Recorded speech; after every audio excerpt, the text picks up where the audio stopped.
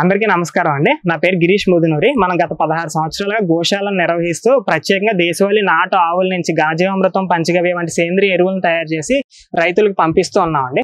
అందులో ముఖ్యంగా ఈ దేశవాళీ నాటు ఆవుల్లో కూడా మనం మెయిన్ గా కపిల్ బ్రీడ్ డెవలప్ చేయడానికి ఎంచుకున్నామండి. దీనికి మెయిన్ గా scientific reason, mythological reason, 2 reasons ఉన్నాయండి. మనకి సైంటిఫిక్ రీజన్ వచ్చేటప్పటికి జనరల్ గానే మనకి బయట కన్నా బ్లాక్ సన్లైట్ ని ఎక్కువ అబ్జర్వ్ చేస్తుంది అంటారు కదండి.